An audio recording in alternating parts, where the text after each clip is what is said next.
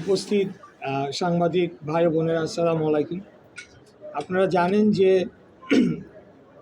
আম জনতা পার্টির যে তারেক রহমান, যাকে আমরা সকলেই চিনি, সারা বাংলাদেশ চিনে, কোটা বিরোধী আন্দোলন এবং নিরাপদ সড়ক আন্দোলন সেই সময় থেকেই একজন সক্রিয় কর্মী, যার উপর বারবার হত্যা চালানোর চেষ্টা করা হয়েছে, ওনাকে রক্তাক্ত করা হয়েছে এবং শেষ মুহূর্ত পর্যন্ত তিনি রাজপথে ছিলেন। তিনি একজন বীরের মতো লড়ে গিয়েছেন এবং সকল ধরনের রাজনৈতিক কর্মকাণ্ড তিনি নিয়মিতভাবে চালিয়ে যাচ্ছেন।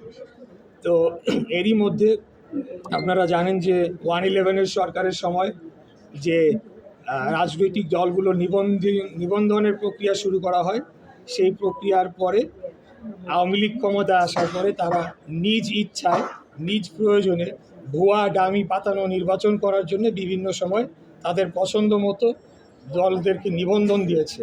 তার কয়েকটি আমি যেমন বলতে পারি, বাংলাদেশ সুপ্রিম পার্টি, আসল বিএনপি, তৃণমূল বিএনপি ইত্যাদি, মানে হাস্যকর কিছু বিষয়।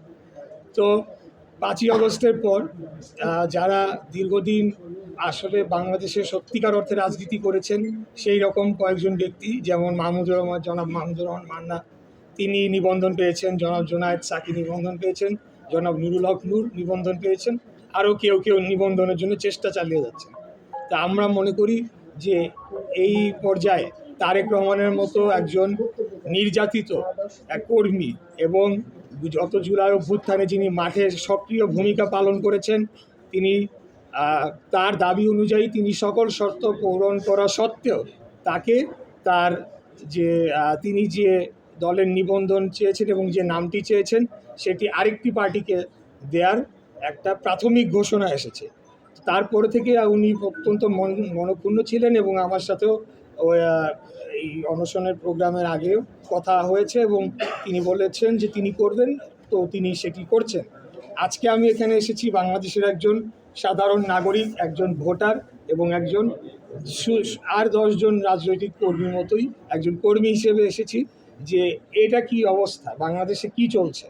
আপনারা 3 মাস আগে হয়তো পেপার পত্রিকা খুলে দেখতে পারেন যে 3টা নতুন পার্টিকে নিবন্ধন দেওয়া হয়েছে। এর মধ্যে একটা পার্টি ভারতীয় জনতা পার্টির আদলে, হুবহু আদলে ওই ধরনের নীতি আদর্শ, মার্কাটাও সেই। তো এইসব নিয়ে কি আমাদের কি চিন্তিত হওয়ার সময় আসে নাই? এইসব নিয়ে কি কেউ প্রশ্ন তুলবে না? সেই পার্টিকে যখন ইনভেস্টিগেট করতে যাওয়া হলো, দেখা গেল যে রান্নাঘরের ভিতরে তাদের সেই অফিস অ্যাড্রেস দিয়ে রেখেছে। এরকম আরও বাংলাদেশ সুপ্রিম মানে কোনো ধরনের বাছবিচার যে এখানে করা হচ্ছে কি হচ্ছে না, এই ধরনের দলগুলো নিবন্ধন পেয়ে যাচ্ছে, যদিও তারা আদালতের নির্দেশ নিয়ে এসেছেন, এটা একটু পরিষ্কার করতে চাই। তারপরেও তারেক রহমানের মতো, ওনার মতো একজন ইয়াং ডাইনামিক লিডারকে অবশ্যই আমি মনে করি বঞ্চিত করা হচ্ছে, তাকে বৈষম্যের শিকার করা হচ্ছে।